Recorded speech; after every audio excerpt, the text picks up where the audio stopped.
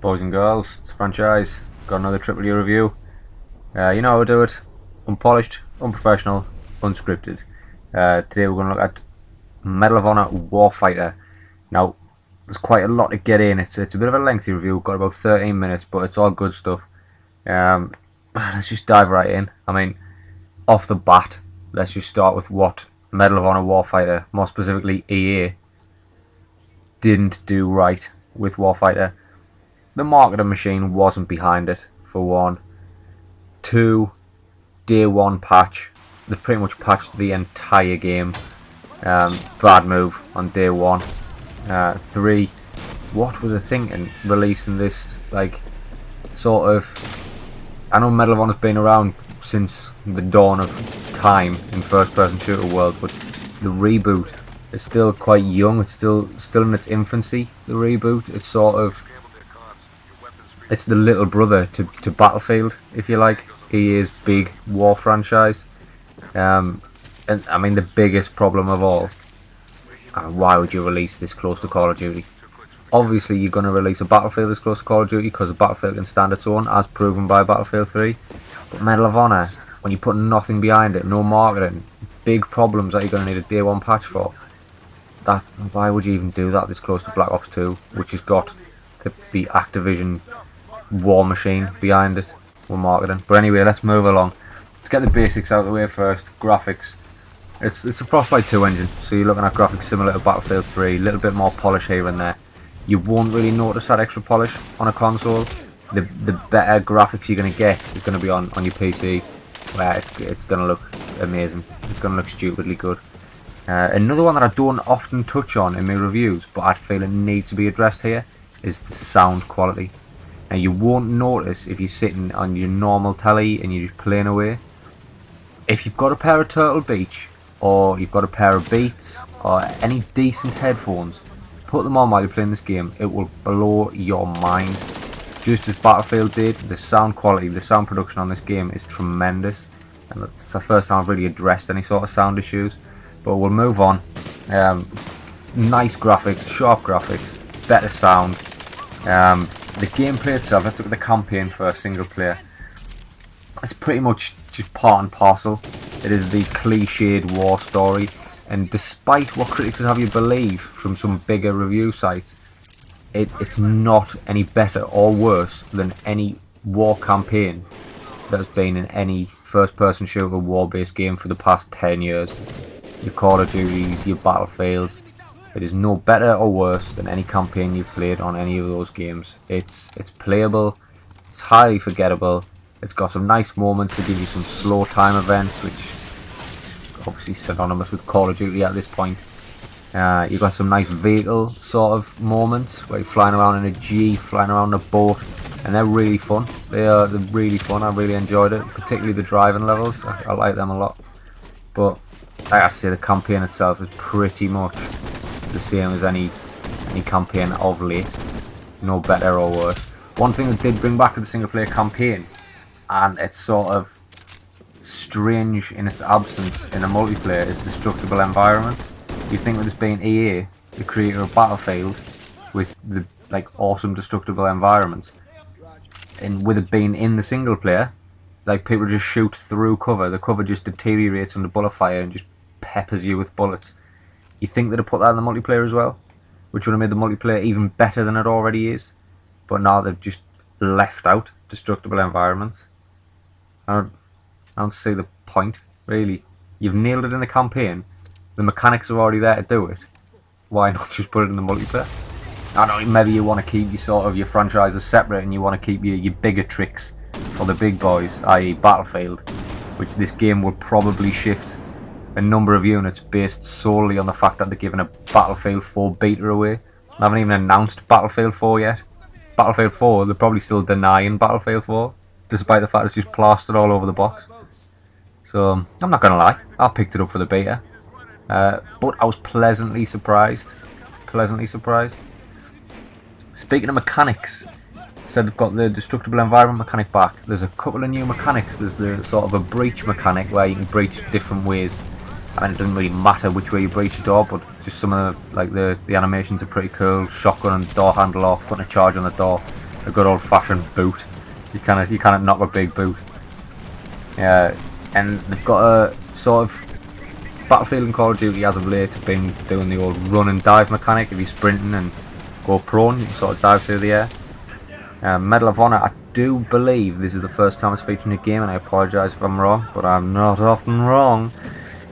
If you're sprinting and you just hit B, which is like obviously that'll be different on PlayStation and PC, but this is all footage from the Xbox game. B goes crouch, hold B goes prone. So you're running along on a sprint, hit B, you sort of jump to your knees like a 9-year-old kid at a school disco on the shiny, waxy sports hall floor, just skidding along on your knees, and it can make for some cool as shit kills and just moments in both single player and multiplayer. Just running along, heading towards a corner, you know your mates just died there, dive to the floor, slide along like some sort of kid pretending to be Michael Jackson and just pepper somebody. Nice mechanic, I like it a lot. Let's move on to the multiplayer. Start with the unfathomable, almost unfathomable customization set. You've got your different classes, sort of sniper, assault, demolitions, that sort of thing. Each class has got a number of guns you can unlock. Each gun has got a number of different sort of, I don't know what you'd call them, parts, I don't know, scopes, sort of butts, not like a butt, not like an ass, like the butt of the gun, muzzles, that sort of thing. But it took us a good 5-10 minutes just to figure out what the hell I was doing. Just playing about with this, trying to sort a gun out was ridiculous. But once you do, it works. Not the nicest, not the most user-friendly interface for customization, but it works, I suppose. You've got the sort of staple first-person shooter multiplayer arena, multiplayer modes. You've got your team deathmatch, you've got your capture the flag, you've got your sort of Battlefield-esque rush, essentially, on Battlefield, but it's called something else in here, but I can't for the life of me remember what. And never mind. But what they've done, essentially, is they've shrunk the maps down. So when you play a game of Rush on Battlefield, and it might last you half an hour, you play a game of Rush on here and you're like done in 15 minutes. But still, an enjoyable sort of suite of multiplayer. Nothing new, nothing you haven't seen before as far as the modes go. One thing I was massively impressed with, and I didn't think I was going to be, is this fire team system that they've put in. Granted, if you go online on any first-person shooter and you've got a mate with you, and you sort of, go on then, we'll have a game, me and you will stick together, and you sort of do stick together, and you do quite well. The fire team mechanic in this multiplayer suite, sort of, you've got two teams, but within them teams, you've got different units, you've got different squads, and it's just two-man squads. And you can either choose, you can take one of your party in with you, so it's like you and your mate, which I would recommend highly. Just playing with a random. If they're like 12 or they're really shit, then it's pointless. But if you do get somebody who's good, or you get somebody who's like talking to you on the mic, or you've got one of your mates, I was surprised at how well this mechanic works. Sort of, you've got a two-man team on a bigger team, but you will always know the location of your man. The first footage you see here, I was just lonely. Old Phranchize, got nobody, got no friends. That was a one-man fire squad, just having to fall back all the time. But essentially, you've got a buddy in this fire squad. You always know where he is on the map.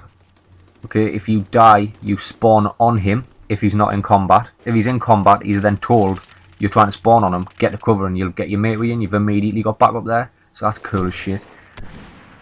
You've got sort of points, you accrue points. So like if you're within the vicinity of your buddy and you kill somebody who's trying to kill him, you get like a protector bonus. Or if your buddy spawns on you, you get a buddy spawn bonus. If he's hurt, you can heal him, and likewise he can heal you. It doesn't matter on the class. You can heal each other. You can resupply each other. If your mate's a sniper and he's on a roof somewhere and you're sort of ground level picking off the stragglers that he can't get, you can just run up the stairs and quickly resupply him, or likewise he can resupply you. Just a really nice mechanic, and I was surprised at how basic it seems, given you could do it on any first-person shooter. Just the way they managed to get it together, it just works. Playing with a friend, I could not recommend it more highly. Like this guy I was playing with here, bless him, he dropped out halfway through the game. I don't think he cared for me tactical approach to first-person shooters. I tried to cover him, tried to stay on his back. It didn't work. But another thing you'll notice, I'm no pro. I'm no pro. This isn't just a montage of me being awesome. I'm not 15 on Call of Duty. No, I died. A lot. A lot. But yeah, so if I was to wrap it up, I'd say surprised that they released it this close to Call of Duty. I don't know why they would with no marketing machine behind it, but I mean the question's there, will it hold its own against Black Ops?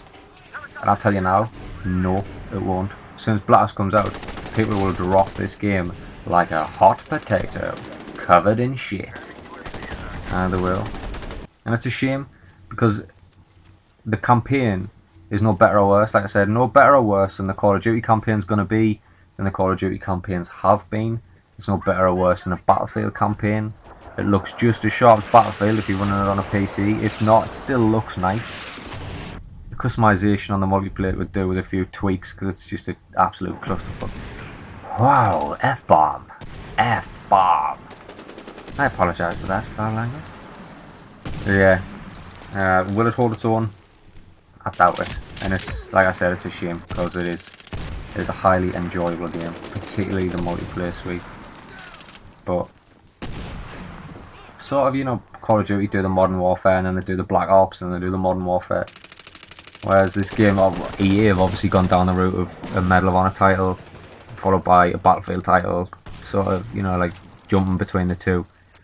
And it's a shame, because I don't think Medal of Honor's got the legs to go against a Call of Duty, especially if they're not willing to give it legs. If they're not willing to give it a pair of stilts, just to stand a chance against it. But yeah, to wrap it up, is it a good game? Yes. Is the campaign memorable? No. But highly playable? Yes. Multiplayer makes the game. Multiplayer, just a tremendous. The fire teams, so simple, yet it works. It works incredibly well. Right, I have waffled on enough. I've been a Phranchize. This has been Medal of Honor Warfighter. I'll see you when I see you. Until next time. Laters.